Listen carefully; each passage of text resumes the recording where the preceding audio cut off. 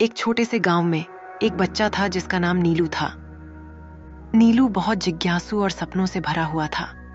एक दिन उसकी दादी ने उसे बताया कि गांव के पास वाले जंगल में एक जादुई पेड़ है जो अपनी शाखाओं में अनमोल खजाना छुपाए रहता है।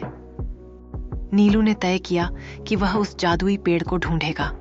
अगले दिन सूरज निकलने से पहले ही वह अपने छोटे से झोले में रोटी और पानी लेकर जंगल की ओर चल पड़ा। जंगल में चलते चलते उसे एक घायल खरगोश मिला। खरगोश का पैर जाल में फंसा हुआ था। नीलू ने अपनी चाकू से जाल को काटकर खरगोश को आजाद किया। खरगोश ने उसकी तरफ देखा और कहा, धन्यवाद नीलू, मैं तुम्हारी मदद करूंगा। जब भी तुम पुकारोगे मैं आ जाऊंगा। थोड़ा और आगे चलने पर नीलू को एक बूढ़ा आदमी मिला जो भारी लकड़ियों का गट्ठर उठा नहीं पा रहा था। नीलू ने उसकी मदद की और लकड़ियों को उसके घर तक पहुंचा दिया।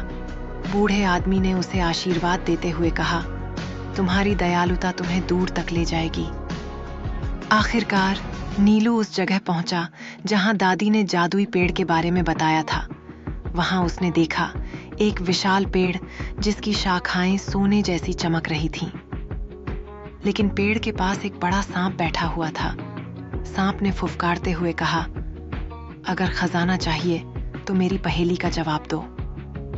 सांप ने पूछा, ऐसी कौन सी चीज है जो जितनी बांटोगे उतनी बढ़ती है? नीलू ने थोड़ा सोचा और फिर मुस्कुराते हुए जवाब दिया, प्यार। सांप ने अपनी जगह से हटते हुए कहा, सही जवाब, तुमने यह खजाना पाने का हक हासिल कर लिया। जैसे ही नीलू ने पेड़ को छुआ, उसकी शाखाओं से सोने के फल, चमकती किताबें और अनगिनत खिलौने गिरने लगे। लेकिन नीलू ने केवल एक किताब उठाई। वह जानता था कि असली खजाना ज्ञान है। नीलू ने बाकी खजाने को गांव के बच्चों और जरूरतमंदों में बांट दिया। धीरे धीरे वह गांव का सबसे चहेता और समझदार बच्चा बन गया। और उस दिन के बाद नीलू हर किसी को यह सिखाता था कि असली जादू दयालुता, बुद्धिमानी और दूसरों की मदद में है। यह कहानी बच्चों को सिखाती है कि अच्छाई और दयालुता हमेशा फल देती है और असली खजाना भौतिक चीजें नहीं बल्कि ज्ञान और प्यार है।